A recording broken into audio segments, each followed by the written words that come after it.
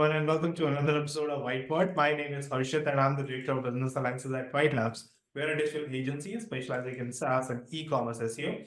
And I've got Dinis Guarda with me today. He's the founder and CEO of Ztudium Group, a global maker and R&D creator of Industry 4.0, so metaverse, AI, and blockchain tech. A big welcome to you, Denise. I'm so happy to have you with me today. My pleasure. Thank you for having me. All right, let's start with what really inspired you to establish Studium Group and what is the overarching mission that drives the company's work in emerging technologies? I love to solve problems, okay? And one of the things I learned is that, so first of all, I like to research innovation, to keep updating myself and finding new ways of looking what is happening. And I keep always writing and defining and studying the things. And from the angle that I touch different things, one of the things that is important for me is definitely understand the trends and the different parts. And I'm a very curious person. And one of my models is probably Leonardo da Vinci. So I like to learn and to create and to innovate. So studium is actually the Latin word. It comes from the Latin word studium that gave the word studio in English. I just put a zeta because it's the last letter of the alphabet. So in the sense of it's a platform, a research that solves problems for the university of the world. And of course, studium was the room of the university in Latin where people used to study. So yeah, it's a continuous studying to solve problems and actually to find new solutions for things. That's Studium. And the products we're trying to build is platforms that solve problems for our times and use technologies of our times. And of course, the technologies of our times are blockchain, AI, metaverse, and all these different things. So That's interesting. And can you highlight a specific example how the Studium Group's innovative tech solution has made a tangible impact on business or industry? we're starting to have more and more impact as we mature as a company. There's still a lot of work to be done because, of course, one of the things we're trying to do is a lot of the things we're doing are becoming quite advanced, both in terms of technology, in terms of UI UX, and in terms of a lot of things we build. But at the moment, we're starting to make some breakthroughs in the way we look at technology like smart cities and combining experiences. So we create a concept of the ABCs of cities. So cities ABCs, the ABC of business ABC, and the ABC of sports. So a lot of the things we try to do is, okay, one of the challenges that I look at the internet is very fragmented. And when you want to find things in the internet, if I go to India and if I want to visit a city, it's very difficult to find all the information. I have to go to 10 different websites. And sometimes I get some crazy surprises because one website tells me to go to one place, another website, for instance, I have the case, I always use two cases. One of them was I was traveling to Egypt and I book a very good hotel in booking.com, but I forgot to look at the location. And suddenly the hotel was in the middle of the desert. So I definitely didn't want to stay there because I didn't go to Egypt to stay in the desert. I want to go or to stay in a suburb. I want to go and stay in a place where there's museums or there's things. And it was like literally 40 minutes away. So I arrived there and said, no way, I want to go to another place. But I had to go and then call someone, okay, what is the center of Cairo? I don't know where is the center of Cairo if I'm traveling. And even if I go to Google, Google has fantastic things, but very easily I get lost. And Google, of course, solve a lot of the problems of trying to organize the internet and finding the things in the internet. But the internet is still something new. And sometimes you think about AI, you think about a lot of things, but a lot of basic things, like, for instance, finding information about business, find information about doing business in one country, find information about even going to a museum and finding the right approach to go to the museum, or then going to a new city and get lost because you don't find the right place where you want to go, or because there's a street that has 5 kilometers and you think the street is not so big. So there's a lot of details that as we get physical and digital together, that I think, especially if you see the metaphor of, I would say that Star Trek is probably the best one. I want to build a lot of things that Star Trek and our common imagination has, but they still don't exist in day-to-day lives. So that's the problems we try to solve, both in technology and both in platforms. Right. And how does the company strategy leverages AI, blockchain, DLT in the approach of transformation for the businesses mainly? We I think initially, because I have an academic background and I'm an author as well, I did a mistake that I always try to. And then as I became more business savvy and speaking with a lot of experts and I got fantastic partners, one of the things I learned is that, okay, I'm not talking to people like me. Each person is different. For instance, you understand about technology. With you, I can go technical, but 90% of people don't have a clue. They know how to use a phone, and probably they will be making a phone call, using WhatsApp, and using 3 apps. That's actually the standard. People use 3 apps, even if they have thousands of apps. That's normal. They use the photography, the email, and probably they search in Google. And they might do one for payments or finance and one for entertainment. They probably use YouTube or a social network. That's it. So it takes around 5-10 apps. That's the maximum people use. So I'm trying to, okay, how can we still not change these fantastic opportunities that we have? Because normally we look at the problems, but I want to look to the solutions. And how we do this in a way that we solve problems for people and society. Mhm. Makes sense. And the concept of the global online community is very intriguing.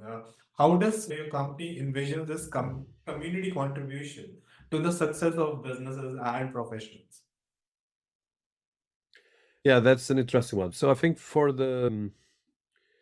I believe that at the moment, especially with what is happening in touch digital transformation, and especially with artificial intelligence and as well spatial computing. So the velocity is going to be bigger than ever in history of humanity. And the sense of disruption will become the new normal. So yes, things are going to be disrupted, but you just cope and move forward with it. But effectively, there will be probably still in our generation that you're going to be, like you see in a lot of science fiction films, that you're going to be interacting with machines. And at the moment, even me interacting with you, I'm using a lot of technology. And you are in one part of the world, I'm in another part of the world. But this is going to be just going to a much bigger level. And the opportunities that this is going to create millions, well, thousands of new types of jobs. But at the same time, a lot of people will have a big challenge to cope with these changes because this implies that you have to change the way you think, the way you study, and implies that you have to continue changing yourself all the time. And even in families, in the ones we love, sometimes people cannot understand these things and they will be create. I think that's the sense that if you look, actually, someone wrote something. I love Yuval Noah Harari, the author, and they wrote something interesting. In the past, the religions would tell you who to fight, how to behave, and all different things. Now they tell you which kind of culture, or is, I would say, for using technology operating system you are from. For if you are Hindu, you have an operating system of Hindu that comes from thousands of years. If you are Christian, you have an operating system of 2,000 years. If you are Egyptian, probably have a lot of different operating systems between the Egyptian culture and the Muslim culture. So depends where you're coming from. You have to adapt towards your cultural. And I would say that if you put us and they make a parallel with machines, each of us has an operating system, and this operating system needs to be rebooted. The challenge is that our education systems were not done for continuous reboot. They think that you go to school, we study a couple of years, we get a degree, and you get a job for life. That will not happen. So I think we're going to have a big challenge how we cope with this continuous disruption, innovation, and continuous education. And the part of the work I'm doing at Studium is not just on the technology, but as well on the thought leadership. That's why my YouTube channel and I write books, is because I want to, first of all, myself learn and continuous learn, but as well to make sure that the people around me can continue learning. And it's very difficult because a lot of people after, even after 20s or 30s, they don't want change. They want to keep the way they are. And that's not easy. And they're going to have serious problems. But at the same time, if you keep learning, if you keep adapting to these fantastic tools, some of them will be harming and creating some big issues, but it's not different. That's why if you look at the first industrial revolution, changed the entire ecosystem of Europe. It didn't change the entire world, but it changed the entire ecosystem of Europe, and it destroyed the entire society the way it was. And they killed most of the complex and create other problems, but it creates as well a lot of fantastics. And as well, on a positive note, in the beginning of the 20th century, there were 1 billion people in the planet. Now there's 7, almost 8. So that means we multiply ourselves 8 times in a big scale, 8 billion times, let's put it that way, in the space of 100 years. And as well, beginning of the 20th century, with the Spanish flu, around 200 million people died. And during COVID, which was much worse, not even a fraction of that. So there's a lot of great things, but sometimes our perception of reality is quite blurred and quite biased, to say less. Makes sense. I would love to know because with respect to Metaverse Studio, it is involving with your Metaverse Studios, it is involving the cutting edge VR and the digital twin. Could you share some example of a standout project or achievement in this specific domain? So it's a good question. So very important thing is how we define metaverse and how we define. I more and more think about spatial computing because in the end of the day we have AI and spatial computing, and the metaverse. Of course, the concept is full of innuendos because some people love it, some people hate it, and some people don't even understand what it is.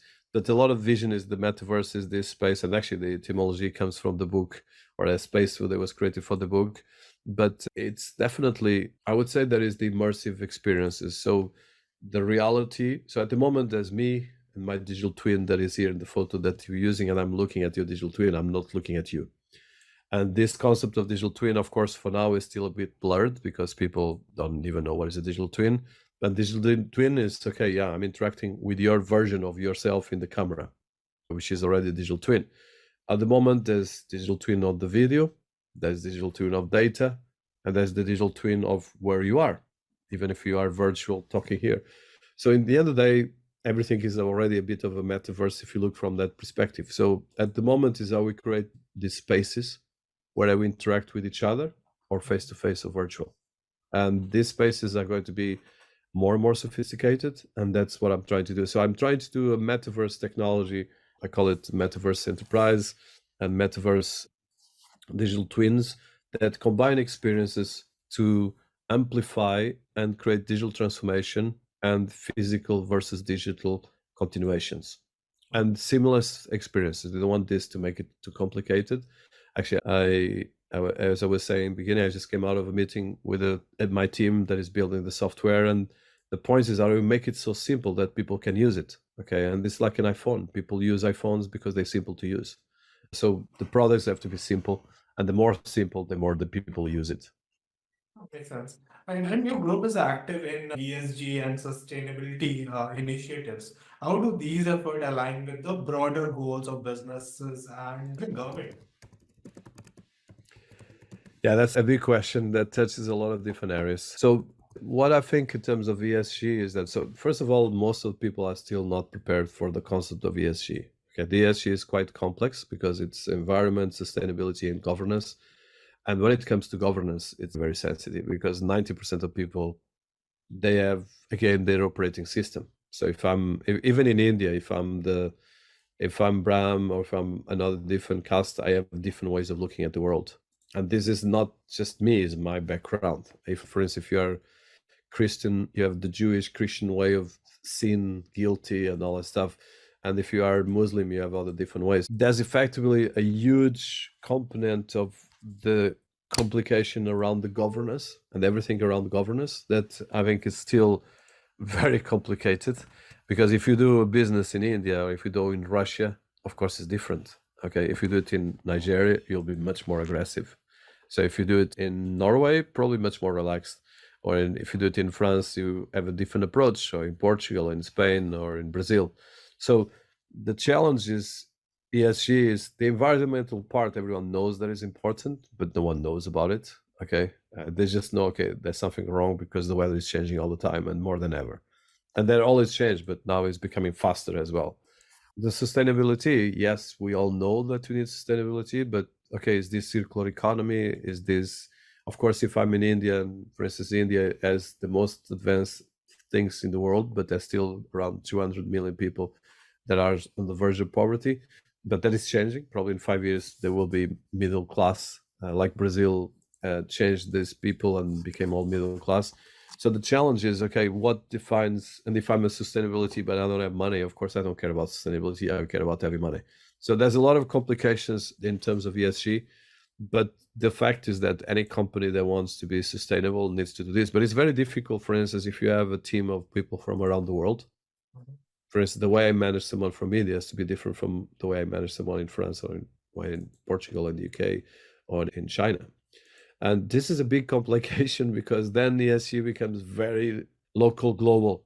And okay, politically correctness is fantastic, but then it becomes the problems that you have in the US economy, that the politically correctness became a problem that is dividing more than uniting. And the idea of ESG is uniting, not dividing. So it's quite a complex topic, but of course, in the fundamentals, I actually create an ESG index precisely to look at these things. And I believe that all of us have to learn and try to cope with it and go step by step, but we need to be as well having a bit of common sense. So definitely every business needs to look at this very seriously.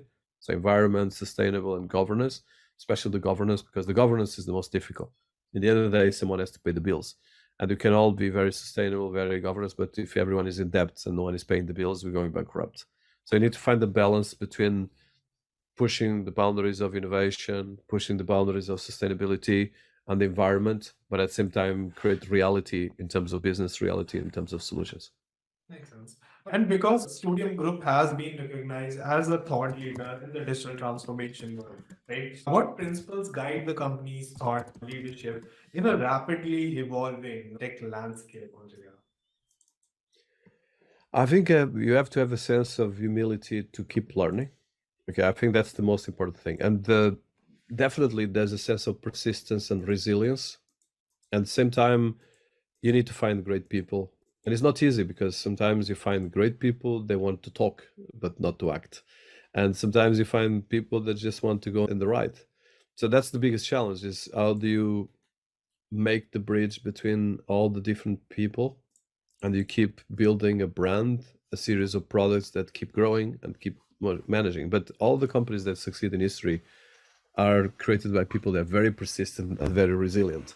The innovation is very important, but it's about persistence and resilience. For instance, if I would not be resilient, I would not achieve 5% or even 1% of what I achieve. There were moments, of course, of a lot of difficulty, but the most important thing is surrounding yourself by people that believe in what you do. And that's, I think, my mistake is sometimes you find the people you find. Okay, it's not easy to find people that think like you. And sometimes that's one of the things that happen with a lot of entrepreneurs, that they're seen as very authoritarian or very crazy because in fact they believe in what they're doing. And in fact, you have to be crazy. You have to be a bit idiot. I call it idiot because you have to have a lot of ideas, but you be an idiot in the sense that you have to persist on your ideas as well and being a bit silly.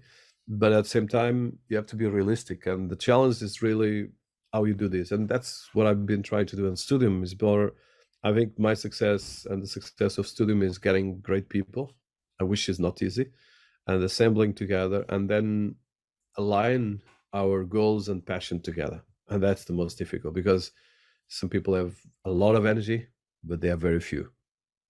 And it's all about the energy you have because you can have fantastic ideas, but if you don't want to work, there's nothing you can do. And a lot of people as well, they want to be a lot of successful, but not doing the work. And I always say, okay, no matter how intelligent you are, that's irrelevant if you don't work very hard. And you can be very wealthy, even a very wealthy person has the same challenge as someone that is not wealthy at all. Because in the end of the day, yes, you have more money, you have more entrance doors because you're wealthy, but if you don't persist, forget it. And as well, your health probably will create more problems for you because you have as well a lot of sense of, if you have the money, you think, okay, I achieve already the money, I don't need to do so much work. So it's I think this has a lot of different parts. So I try to create a frugal culture that is not about craziness, and I'm more and more focused on people, but I'm focused on getting things done. And that is the golden rule. If you are with us, if you are in Studium, yes, not everyone can go, and I'm not intending because we are quite an ambitious company. And what we achieve is because, yes, we don't stop, we keep going and we keep doing mistakes, but learning with that and moving forward. And that's the key element. So if you do fantastic products that can change the world, definitely you cannot be sleeping. You have to work very hard and work smart to get it done. That's wise. What are some of the common challenges business face when adopting emerging technology, and how does your group basically help them overcome these challenges? So emergent technologies, they in the other days is for instance, let's look at areas like blockchain and AI. AI has been going for 100 years, but suddenly in the space of 2 years, it just made a massive revolution because we managed to create a platform or two that really assembled this and of course had enough volume to reach a lot of people. Hmm. So there's products that take decades to become really mature, and products that take months. Okay, so it's the same in a company. Sometimes you have a lot of products that you need so much products. For instance, if you look at Nokia, it started by doing toilet paper, and it became one of the biggest mobile makers in the world, and then it went bankrupt on the peak of its success. And now it's been, again, the brand has been continuous, but in a completely different way. If you look at IBM, it's more than 100 years and it's still renovating, but they have the challenge as well, because when you are in the peak, you can only go down. So you have to keep more. So I think emergent technologies at the moment, so disruptive technologies, or there's a lot of ways we have to create a supervision, control how we go forward. There's a lot of challenges because at the moment, any AI system quite advanced is already more advanced than us as humans. So the point is, and we cannot have illusions. Yes, AI is much more powerful as intelligence than as humans. So there's ways how we use these AIs to create better humans and create a new species of humans, or we're going to be replaced by them like dinosaurs. I hope not, but I'm working towards avoiding that. So a lot of the emergent technology I do is how we create solutions that get the best out of this, and in a pragmatic way we solve problems, because we have to solve problems. And there's a fantastic quote from one of the big makers of AI that I always use, that I love, Suleiman. And one of the things he says that is amazing is the former director of AI of Google. I always forget his name, but I'll give you the name because I think he deserves to be quoted properly. It's one interesting thing he said is, if you're building an AI that can disrupt or destroy humanity, the only way to avoid that happens is creating another AI even more powerful than the other one.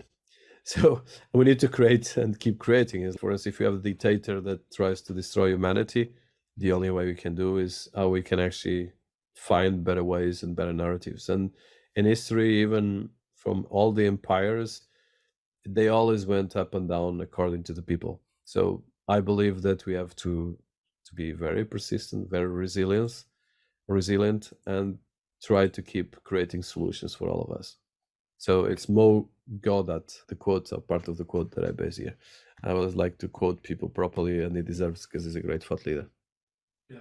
Okay, Dennis, I'm gonna be a little bit biased because we are a marketing company. So I'm gonna go ahead and ask something related to that. Looking ahead, what emerging trends do you foresee in marketing and specifically, and how should businesses prepare for these changes? Yeah, so one of the things I think it's very under, so there's a lot of trends, okay, for instance, in terms of marketing right now, is the way, for instance, you integrate a lot of AI tools, integrated with search, integrated with immersive experiences. But in the end of the day, it's about the funnel. Okay, what is the funnel? What do you want to reach? And I sometimes, even me, I forget that. And as well is the relationship you build with your customers and your clients. So I would say that the technology is almost irrelevant because it's a mix of different technologies. It's not just AI, it's not just metaverse, it's not just analytics or blockchain. It's a mix of everything. So if you're doing, in terms of marketing, definitely I think the marketing right now is an hybrid. You need to create attention. It's all about attention. If you look at Elon Musk, he creates, in the end of the day, is attention. He creates attention to Tesla, to Starlink, and to X. And they bought X part of some kind of personal vendetta, whatever the stuff. But in the end of the day, it's his biggest marketing tool, for good and for bad. It depends on the way you use it. So I think depends right now a lot how you build your brand.